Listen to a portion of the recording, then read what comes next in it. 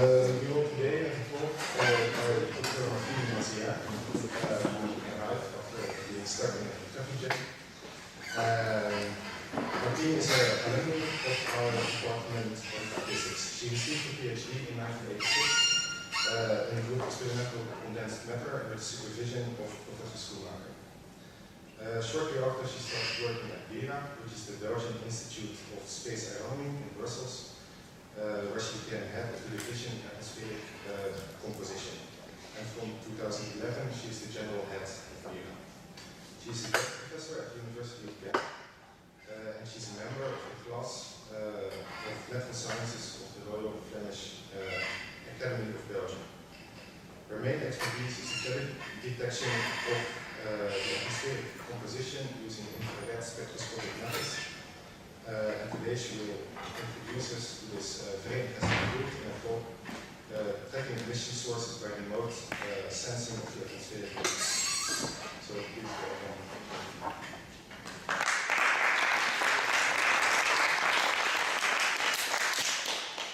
Good afternoon, everyone.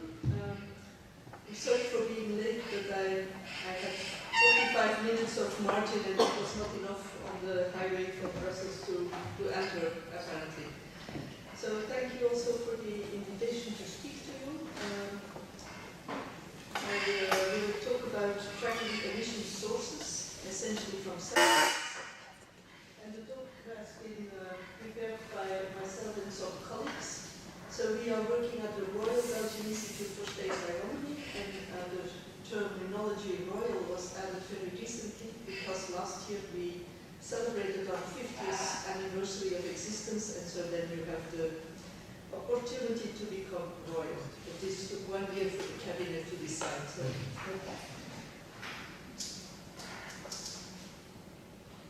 So just as an introduction to our institute, we are situated at the site of Uccle, where we are coexisting with the Royal Observatory of Belgium, which exists for more than 100 years, and the Royal Institute of Meteorology, which is better known to most of you. And we are the youngest of the three, so as I said, we have celebrated our 50th anniversary last year. So this is our institute, and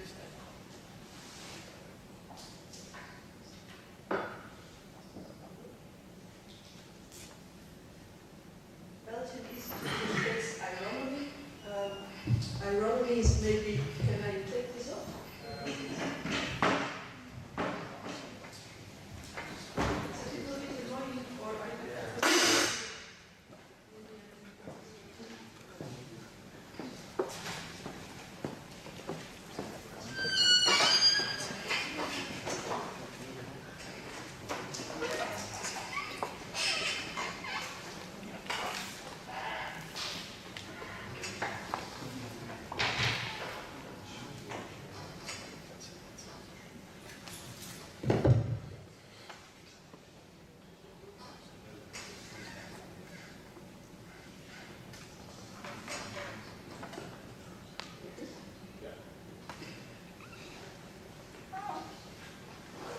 Okay, do you hear me? So, aeronomy is maybe not well known as a discipline in science, but it is the science that studies the physics and the chemistry of all planetary atmospheres and magnetospheres, including processes that are in the interaction between the atmosphere and the solar radiation. So that's our main topic, and that's what I'm going to talk about today.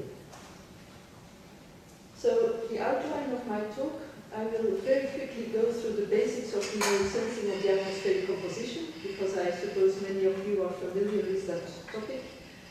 But as an example, I will give some, I will show some measurements of methane in the atmosphere by remote sensing in the thermal infrared from space. Then I will show how we go from measurements of atmospheric composition to the inversion of emissions. Emissions at the surface of the Earth. And we do that at the global and at the regional scale from satellites. Then I will also talk a little bit about more recent developments where we go more and more to the local and the city scale using aircraft measurements. So let's start with the remote sensing of the atmosphere composition.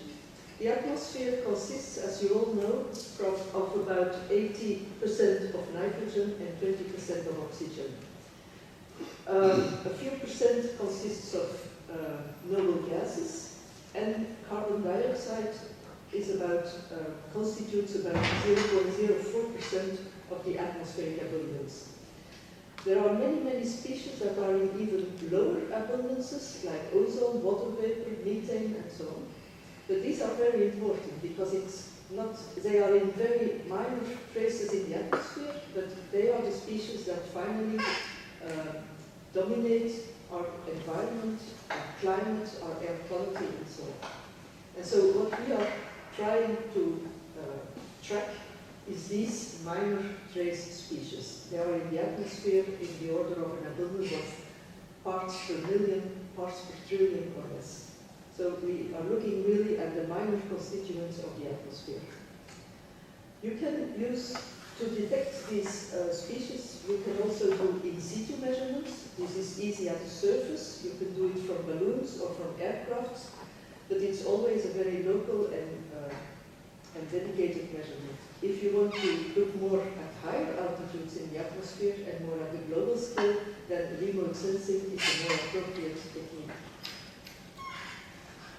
So, remote sensing, you do a measurement from a distant location, so you're not measuring the composition at where it is, but you are doing it from a distant location. So that means that the information that comes from the atmosphere must be propagated to your instrument by some radiation. Mostly we use electromagnetic radiation. And then, of course, when you have measured this electromagnetic radiation, you have to go back to what it means. That's what we call the retrieval. So it's the derivation from the atmospheric information from the radiation characteristics that you measure with your instrument. And we at the BIRA, we are using as instruments mainly spectrometers. So where does the radiation then come from? Either it comes from a natural source, a star, the sun, or from directly. We can measure the sun or the moonlight directly. It can also be measured after it has been scattered or reflected, for example, from the Earth's surface. That's what we call passive remote sensing. Another option to do remote sensing measurements is to use an artificial light source, for example, a lamp. You put a lamp and a spectrometer, it traverses the atmosphere, and you can also do some remote sensing measurements. That's active remote sensing. So the basics, of course, of optical remote sensing, it's very easy, you know it.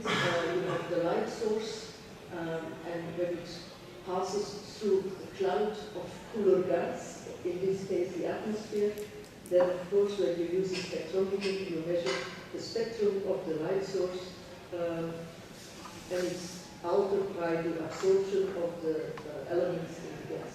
This thing was stick on mine. So that's the simple thing that you all know, and so we are essentially looking at absorption lines of all the species in the atmosphere.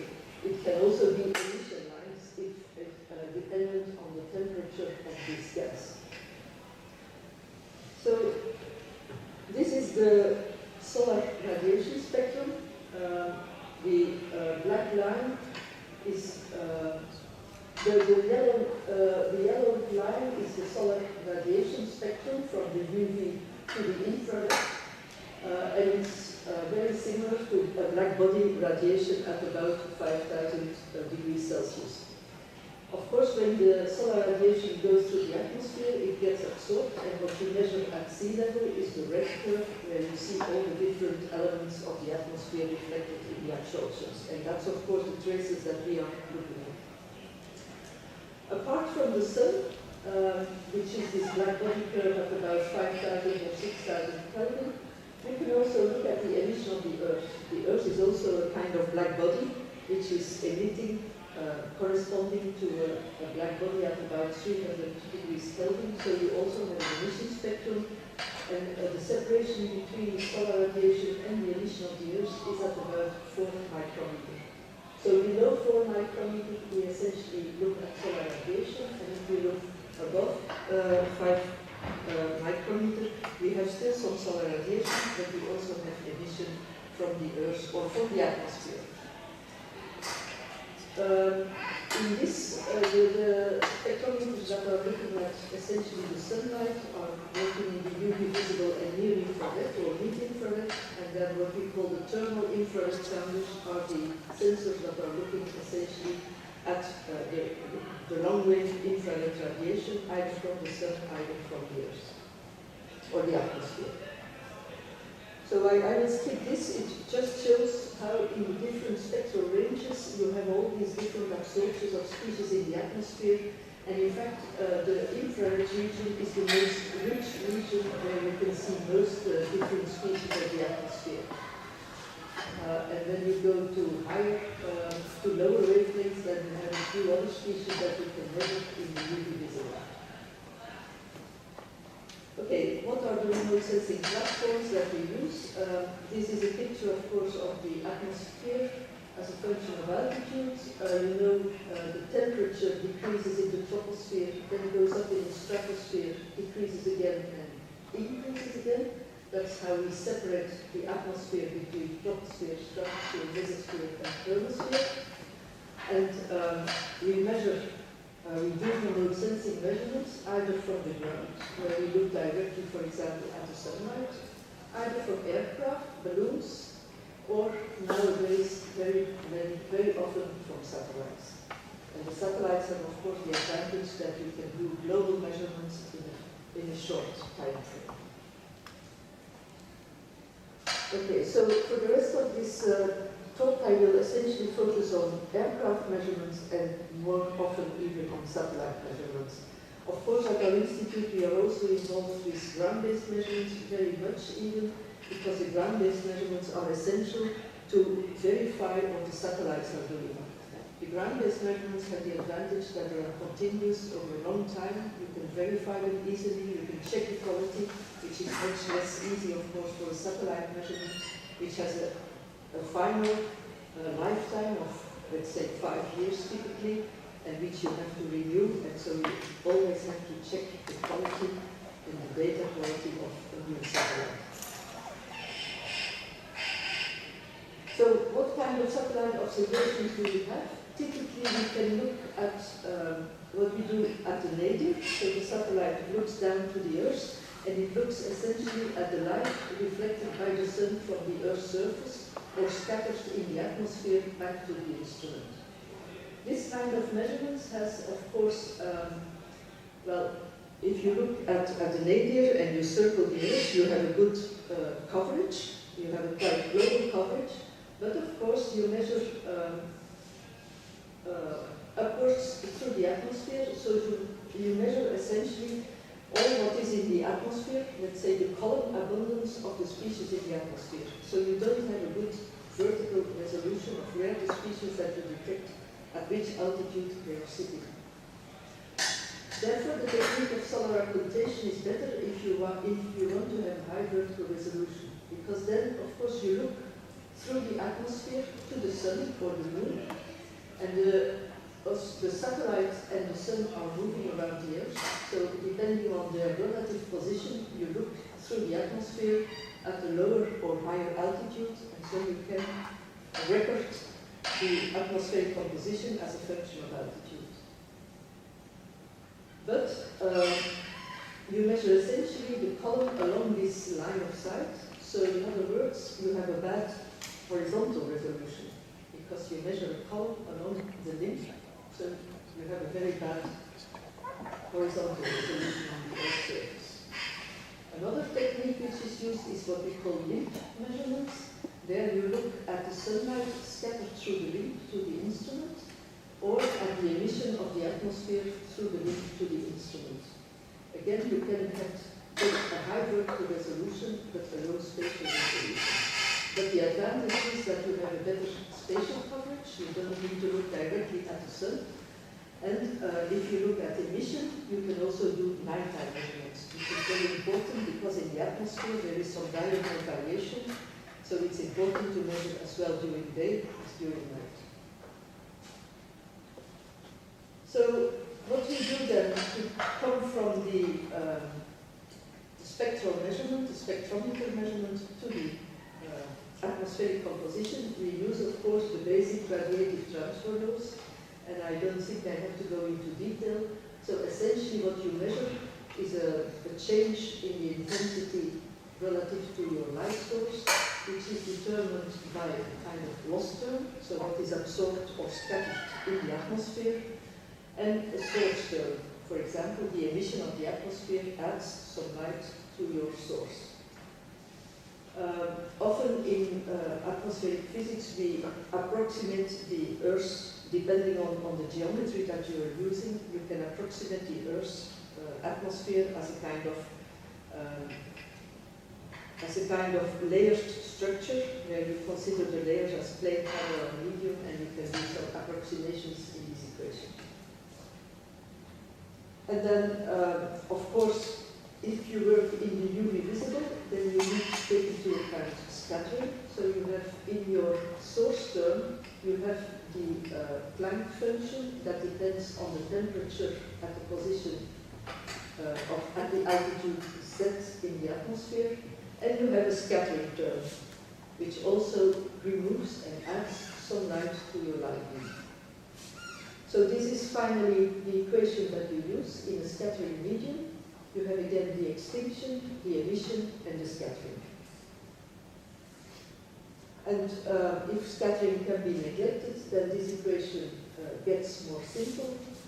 And how do you get then from this to the atmospheric composition? Well, this absorption coefficient, alpha, is of course the sum of all the absorptions from the individual species in the atmosphere as a function of altitude.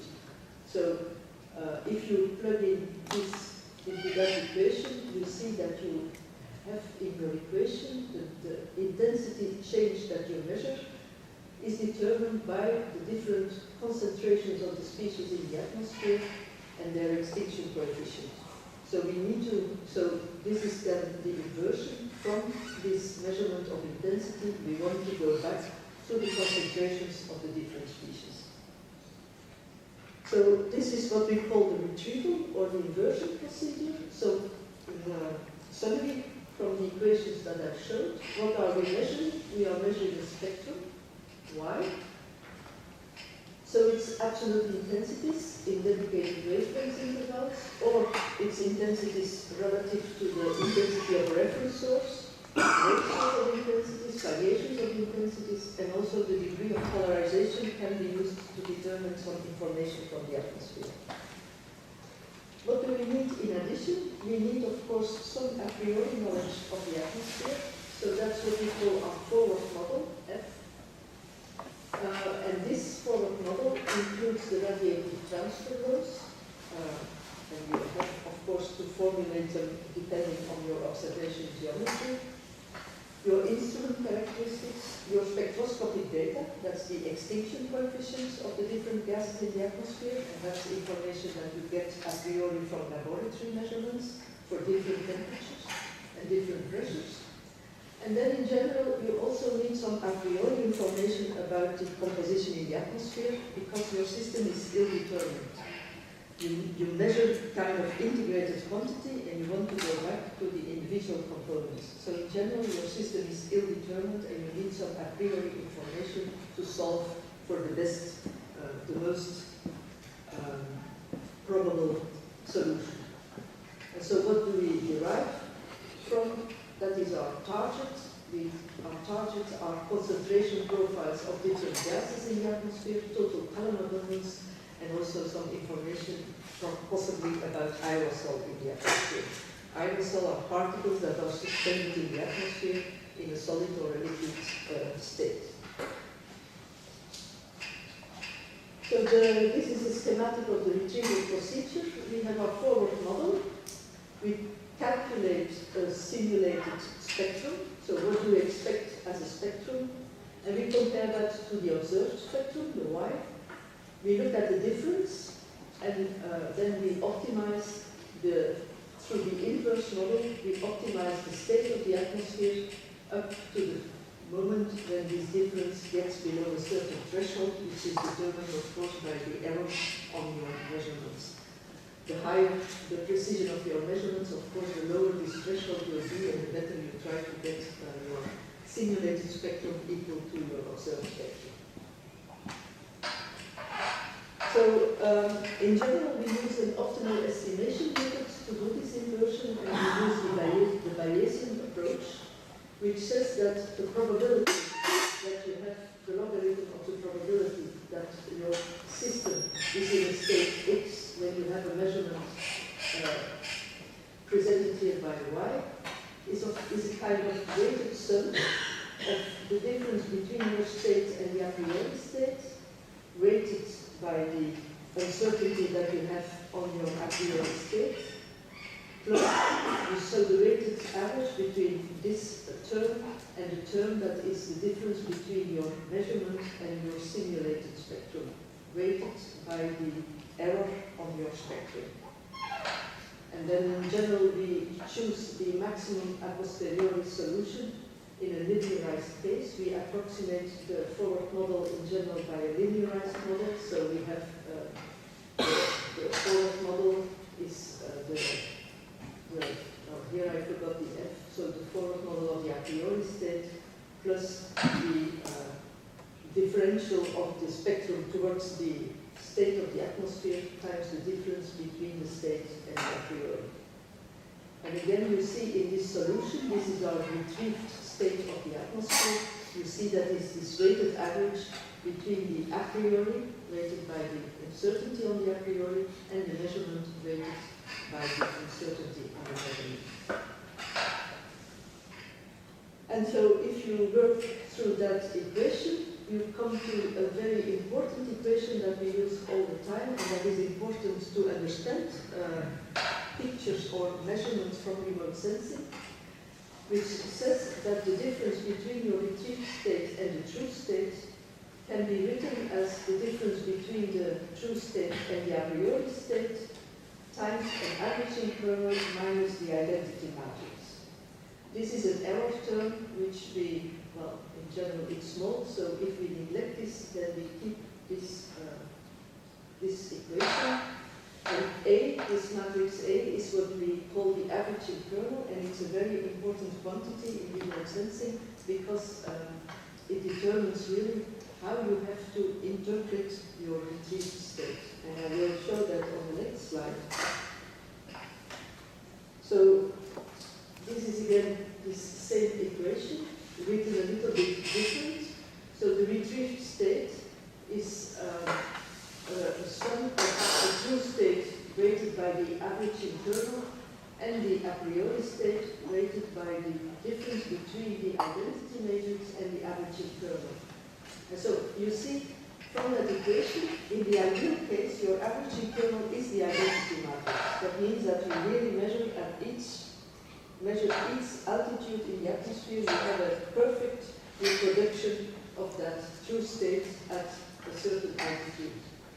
The worst case is when this averaging kernel is 0, because then, in fact, your retrieved state will be equal to the a priori, and you have not measured anything. You have not gained anything with your measurement. In reality, what we find is, of course, something in between. The averaging kernel is a matrix which is looking like this. So this is the averaging kernel value, the function of altitude. We try to retrieve the concentration profile in the atmosphere. And so you see that the averaging kernel is, instead of being delta functions at each altitude, we have a kind of rating function. And so, for example, if you look at this yellow curve, it's the averaging kernel corresponding to the retrieved state at 23 kilometers. So instead of retrieving really the value at 23 kilometers, we retrieve something that is representative of the concentration at 23 kilometers, but that has some mixing in of information coming from higher and lower altitudes. And so that means that our retrieved profile will not have a resolution, an infinite vertical resolution, but it has a resolution that corresponds approximately to the width of these averaging kernel peaks. So for example, here at 23 kilometers, our width is about 8 kilometers, so it means that we retrieve the profile with a vertical resolution not better than 8 kilometers. And it also shows that there is some correlation between retrieval results at different altitudes, because these kernels are overlapping, they are not completely separated, so we cannot measure independently every altitude. And so this is very important. This existence of an averaging kernel is very important when you interpret remote sensing measurements. It's very different from in situ measurements, where you really have a local measurement. Here you have something which is still a convolution, in fact, of the real information with some information coming from higher altitudes or lower altitudes. And so in the ideal case, these functions would be delta functions, delta peaks, which is not the case with any instrument. Okay, now I want to go through an example to show you in practice how this works. This is the retrieval of methane from EASI. EASI is a satellite. EASI is an instrument flown on, launched on the satellite method from EUMETSAT. It stands for Infrared Atmospheric Sounding Interferometer. And in fact, it's a Fourier transform spectrometer that is measuring in the thermal infrared from about 3.5 to 15 micrometer with a quite high spectral resolution, at least for a satellite instrument. And with a very good global coverage, 2 times per day, you scan the whole Earth. This is quite exceptional for a satellite instrument. The field of view at nadir, so that's what is your horizontal resolution, is about 50 by 50 kilometers. The main objective of this instrument is to measure high precision temperature and humidity profiles, but you can also do some measurements of the chemical composition of the atmosphere. So this is so it looks at the Earth's surface, and so it sees the emission of the Earth's surface and of the atmosphere. And these spectra look like this. This is a typical emission spectrum as measured by EASI between 800 and 2600 wave number. And you see the separate contributions from the separate gases in the atmosphere. You see that there are many gases absorbing in this spectrum, all these individual lines. And so we analyze all these individual absorption features. And the methane absorption is here. And in fact, it's overlapping with a lot of other absorptions, and so it's quite difficult to get really the information about the methane. We use an inversion algorithm developed at our institute. I will not go into the details, but it's essentially what I showed before. You simulate a spectrum, you compare it to your observed spectrum, and you try to minimize the difference between the two by adjusting the composition of the atmosphere. And these are the averaging kernels that I just explained for different situations. So I will explain them a little bit in more detail, because this is very important. So the altitude axis, you can't read it, but it goes from 0 to 20 kilometers. And on the horizontal axis, you see the value of this averaging kernel. For different conditions, at 60 degrees north for daytime measurement, at 60 degrees north for nighttime measurement, and so on. And the different colors of these different lines correspond to different altitudes in the atmosphere. So the blue lines correspond to low altitudes, and the red lines correspond to high altitudes in the atmosphere. And so you see, for example, if we look at this plot, that all the information comes from this region in the atmosphere, so between 5 and 10 kilometer altitude, the upper troposphere. We don't get any more separate information. So in fact, the only information that we can get here is a kind of partial column between 5 and 10 kilometers. If we go at tropics, for example, 11 degrees south or 2 degrees north, then you see that these curves start to separate, and we can separately measure something about the lower troposphere and something about the higher troposphere. So that's what we call the degrees of freedom for signals. It's the number of independent information elements that we get. And so in this case, it's only one. We get only one partial column. In this case, we get something more. We get 1.3. So somewhat more information, separate information about the different altitudes in the atmosphere. This difference in sensitivity depends strongly on the temperature difference between the surface and the atmospheric layers right above it. That's what we call the thermal contrast. And so in the tropics, this difference is in general higher than at mid-latitudes, and that's why we get some higher sensitivity. If we then look at the maps that we get from this kind of measurements, for example, daytime measurement in January 2013, this is representative of the methane concentration in the upper troposphere. This is a kind of, the color scale shows you the concentrations going from 1600 to 1800 ppm. And you see the patterns that are important with higher methane concentrations in the northern hemisphere and lower in the southern hemisphere. This is degrees of freedom for signal. So you see we have more information in the tropics, and essentially in Australia we have a lot of information, but we have not so much information on the higher latitudes. And these are separate concentration levels at different altitudes, but as I told you, you cannot really distinguish them completely separately. I will just browse through these plots to show you the difference between daytime and nighttime. You see that the patterns are different and also the degrees of freedom for signal are different. So this is interesting information, and once you have such a map, then you can start to look at the emission sources and at the causes of these patterns. And then if you do that through a long time period, for example, EASI will flow, it has been launched in 2006 and it will flow until 2020, then you can see some evolution and some trends by analyzing the evolution of this kind of maps. You see that it's also changing with season. Here we are in September, and you see that we have more strong emissions here, for example, in the southern hemisphere, which are linked to biomass burning.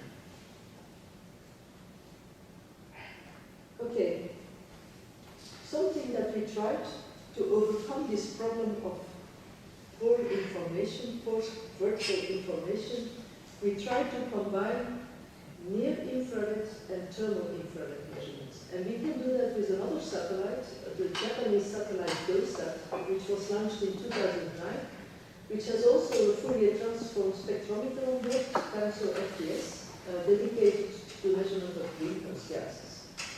And it looks, in the near-infrared, it looks at the reflected solar light reflected on the surface of the Earth, and in the thermal infrared, it looks at the emission from the atmosphere and the surface, the same way as EASI does. These are the typical spectra that you get from this GOSAT instrument in the shortwave infrared or the near-infrared in different spectral bands, and in the thermal infrared, it looks very similar to EASI.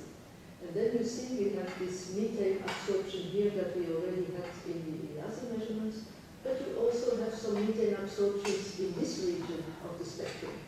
And so our idea was to combine these two spectral regions to get more information. And indeed, when you do that, if you look at the averaging curves from this retrieval in the shortwave infrared, you see that they peak quite low in the atmosphere. We are below 5 kilometers here. But again, we have only a total column.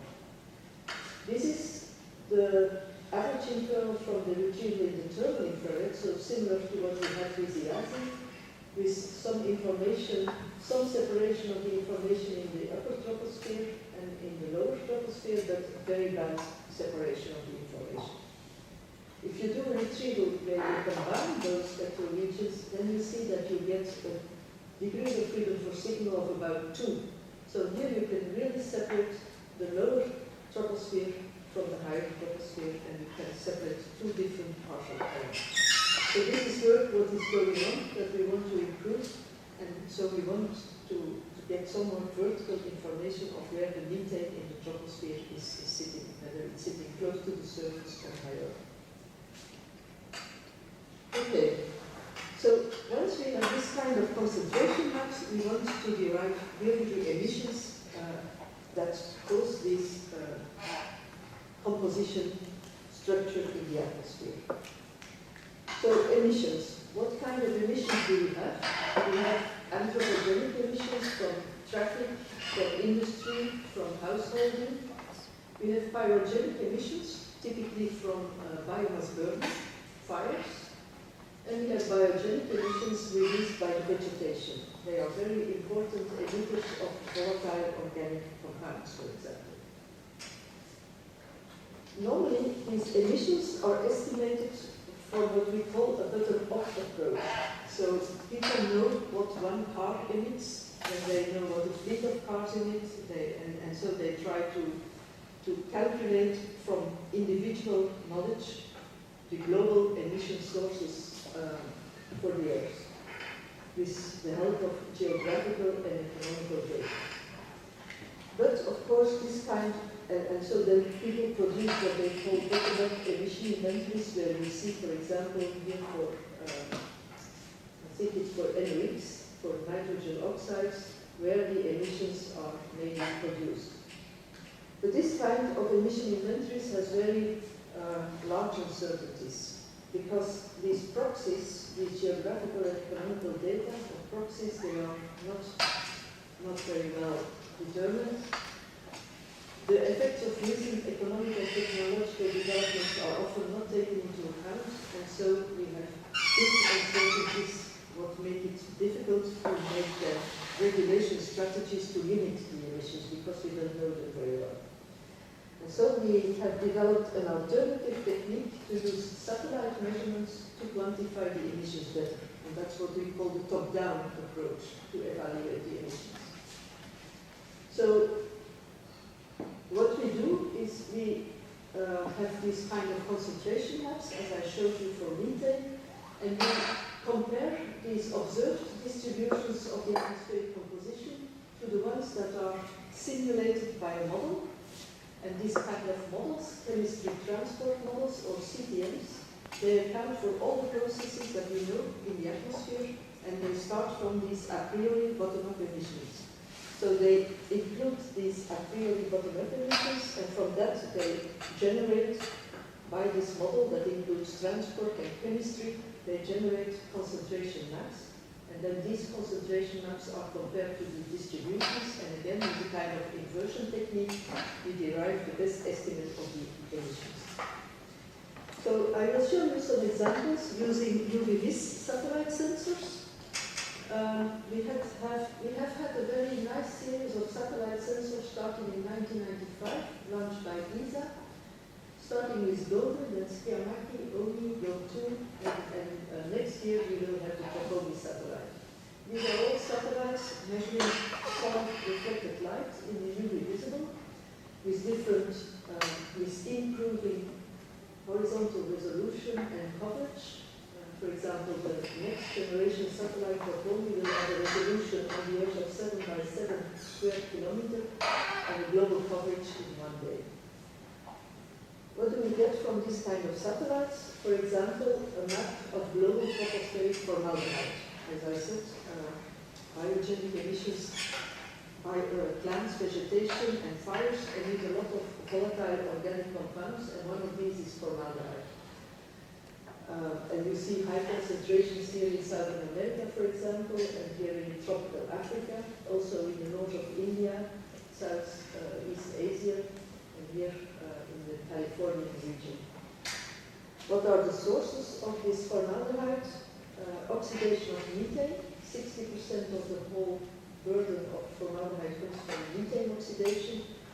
But a large source is secondary biogenic emissions, and then also some anthropogenic emissions and some fire emissions. And so we want to distinguish these different emissions based on this kind of measurements. Another species that we are very much interested in is nitrogen dioxide. You know that it's a severe pollutant. It's very bad for air quality. And this is a a global map, a part of a global map where you see the very high concentrations in China that have risen a lot in the last years. So the schematic of this inversion procedure is very similar to what we did for the atmospheric composition. In fact, you start from bottom-up emissions. This is a plot for NO2. You put that in this chemistry transport models that simulates all the processes in the atmosphere, and you get a concentration map simulated based on these emissions. And then this is your satellite observation, and you compare the two. You derive an inverse, you put together an inverse model, and you get the emissions, the top-down emissions, which are the improved a posteriori emissions based on real measurements. This procedure, well, I will not go into the details because of time, but there are essentially also an optimization problem. You calculate a cost function which compares the measurements with your model simulation based on the emission parameters weighted by the errors from your measurements. And the other part of the cost function is the difference between your emission parameters and the a priori emission parameters weighted by the uncertainty on these emission parameters. You minimize the cost function, and so you get then the updated emission parameters. And this is in fact computationally a very heavy procedure because you have very large numbers of control variables. There are many non-linearities in the system. In addition, you try to distinguish between various emission categories. Okay, I will have to go faster. So these are NOx emissions in China over a decade. So this is what we find for the optimized emissions. The blue line is the a priori emissions. They have not been updated for 10 years. And if we calculate then our updated, optimized emissions, we see this steady trend of the NOx emissions in China with a growth rate of about 10% a year. And this is, of course, related to the economic development in China and the large population growth. This plot goes to 2006, but I can tell you that in recent years we see a decrease again. So China is really working on abating its emissions, cleaning the industrial emission pipes and so on. And so we see now that this curve starts to go down. It's also related to the fact that the economic developments in China are a little bit slowing down, and so we see that immediately in the emissions. Another example is formaldehyde. These are the measurements from the satellite. This is the a priori, the simulation with the a priori emissions. And then if we make an update in the same way, these plots show you the ratio between the a posteriori emissions and the a priori emissions. So red, for example, is 2, so that means that the derived emissions are a factor of 2 higher than what the bottom-up estimates predict. You see in some regions of the Earth, the emissions that we derive are higher than predicted. In other regions of the Earth, they are smaller.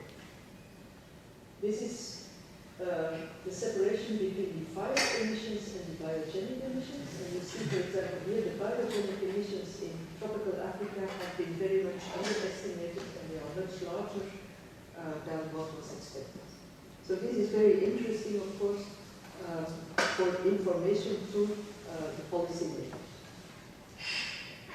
So we have developed a kind of emission service where we do a fast delivery of top-down emission updates. You can look at this kind of results on this website, and you can see different interesting results. For example, the anthropogenic emissions from oil and gas production in the Middle East. They were very poorly characterized, and we have now very good top-down estimates showing very high emissions of these kind of volatile organic compounds in, for example, Qatar and Dubai and regions like this. We also found that, for example, in the North China plain, there are a lot of post-harvest fire emissions from agricultural waste that are burned and that are 10 times higher than what the bottom-up estimates predicted. So these are, of course, interesting inputs to improve agricultural practices. We also survey street fire emissions of formaldehyde in Eastern Europe and so on. So you can look at this website and find interesting information. And then the last two slides, some recent developments, and I will go very quickly now. So we are doing also this kind of measurements from airplane, what we call hyperspectral sounding.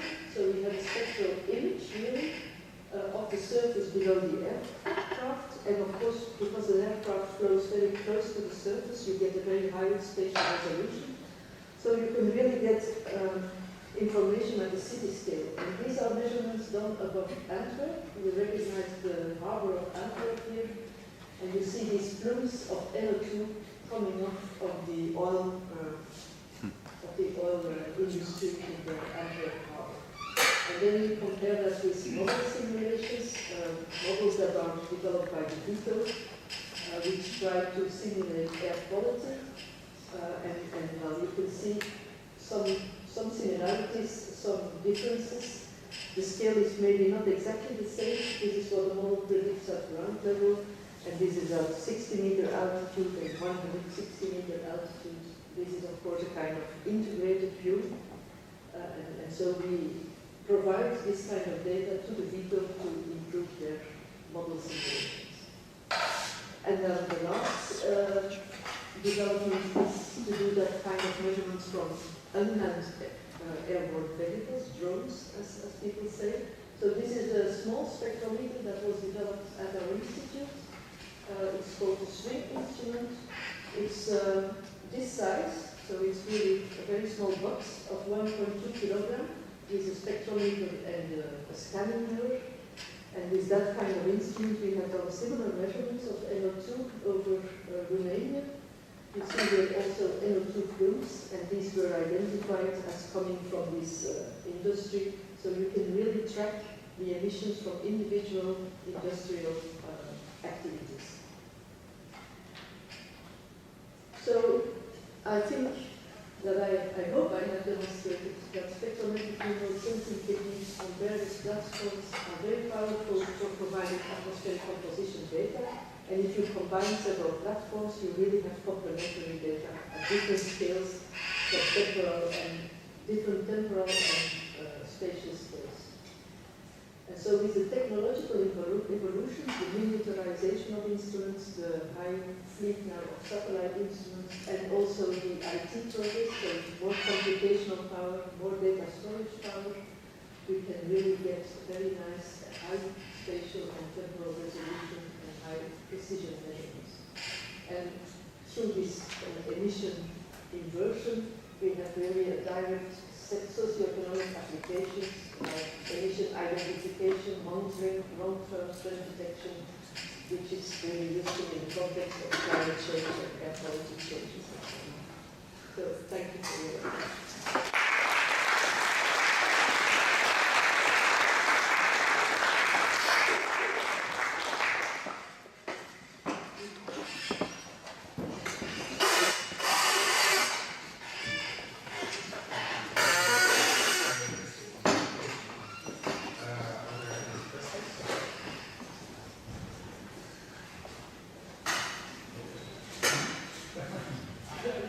When you showed the difference between the formaldehyde results of fire on the one hand and the fire on the other, how can you distinguish between both?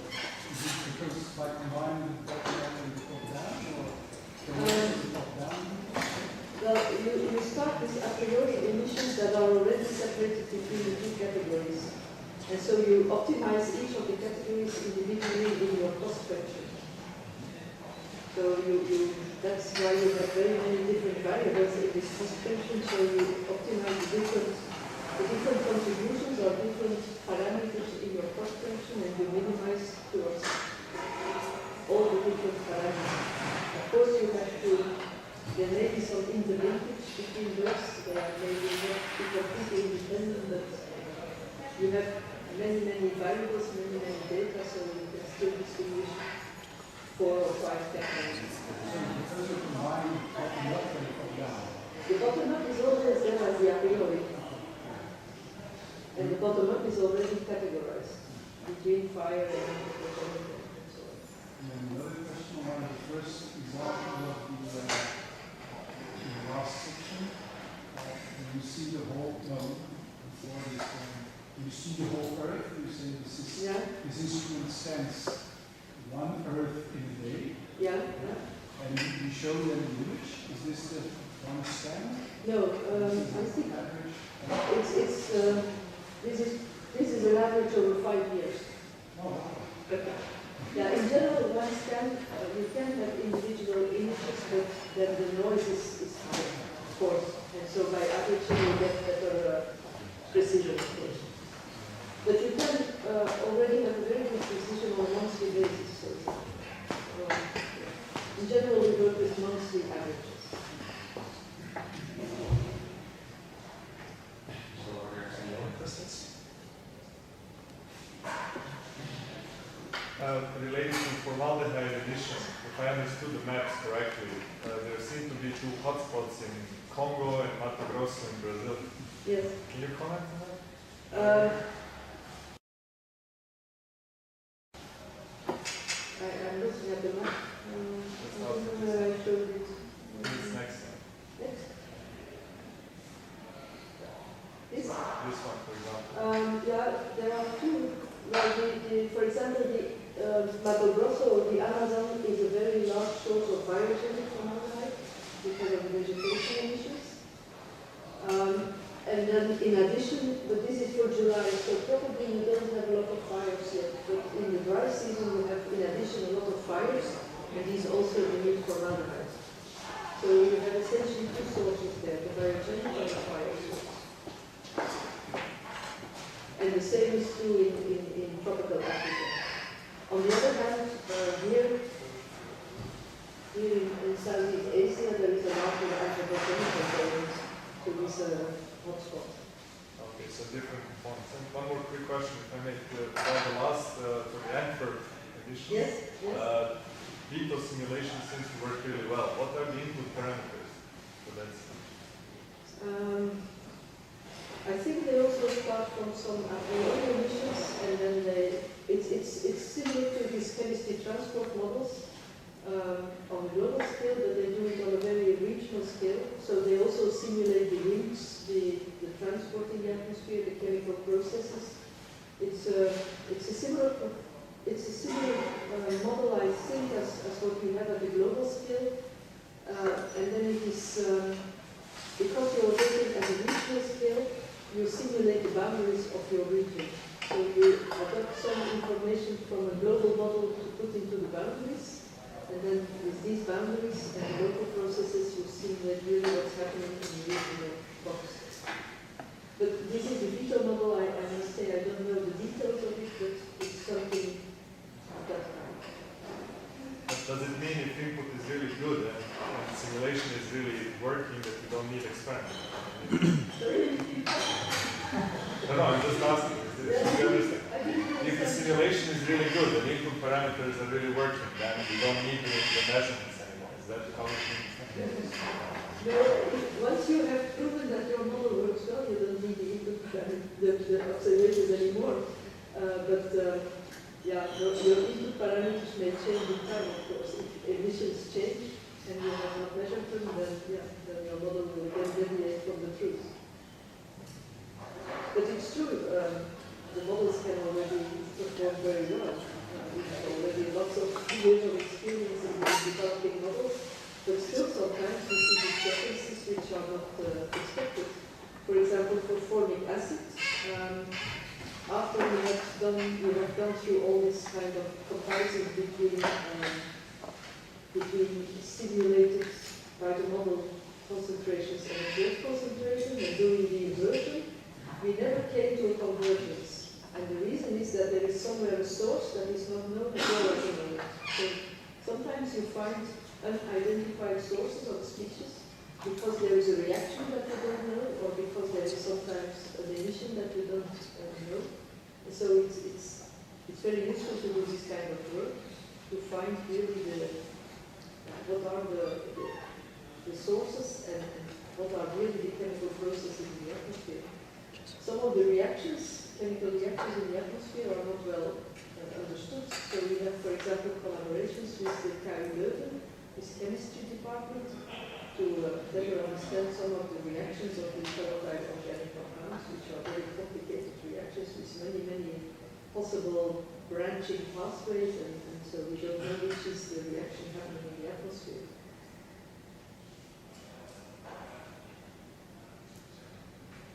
I had a question from the beginning of the presentation where you were talking about average kernel. Yes. And you explained that if average kernel becomes 1, that's a good sign. If it becomes 0, then we don't gain anything. But the graphs also have negative values. What does the negative value well, it's not negative information, but it's some. Yeah, it's always difficult to interpret that. We need this kind of thing here. Yeah, it means in fact that the contribution of this altitude layer is underestimated in your result. So it's not enough weighted, let's say. It's kind of, you have to think somehow in that part.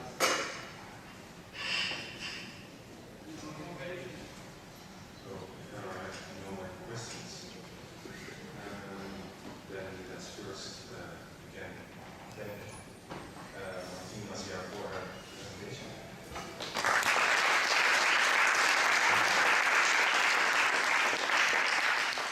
And then she still had a short announcement about 2 internships.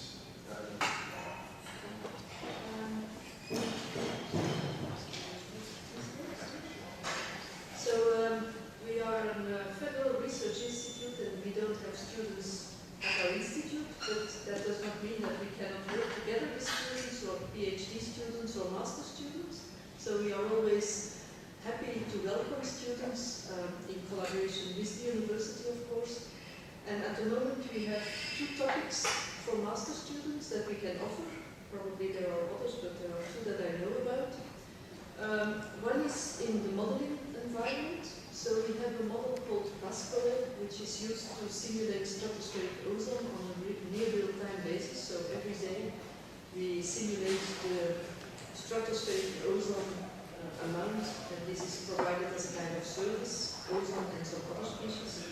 And this model needs, of course, improvement, and we want to include some other processes in a parameterized way to make it more fast and more rapid. And so there is some work to do that can be done with the help of the master student. Another topic that I can offer for next year is more on the experimental side. So we will do, as I said, we are also involved with ground-based measurements, for example, for greenhouse gas measurements. And this requires really very high precision measurements because there is a lot of greenhouse gases in the atmosphere, but what is important is in fact a variation of these greenhouse gases with time, with season, with latitude, and so on. So we need precision of the order of less than 1%. To do that, we develop dedicated instruments, and we have some instruments available that are kind of the standard now for greenhouse gas measurements, but which is a Fourier transform infrared spectrometer, which is very expensive and difficult to operate. It's not very flexible. And we need some smaller, more flexible and cheaper instruments, for example, to deploy in regions like the Brazilian forest or the tropical African forest. And so we are organizing a campaign next year in Sodankila in Finland to compare several of these candidate instruments to measure greenhouse gases. And so this is also interesting to work on with a master student to compare. So these measurements, these instruments will all measure together at the same place during a few months, starting in May of next year in Sodankila. And all these instruments will provide data, and we need, one of the tasks will be to compare the data from these different instruments with each other and to assess their precision, their accuracy, their stability, and so on. So that is 2 topics where we welcome contributions from students for next year.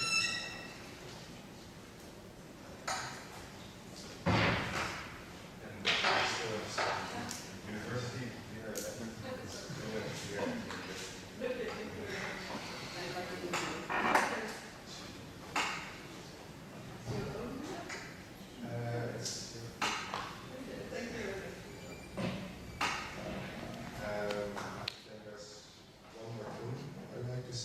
So today was the last lecture that Nick van den Broek has been involved in as the leader of the DPC.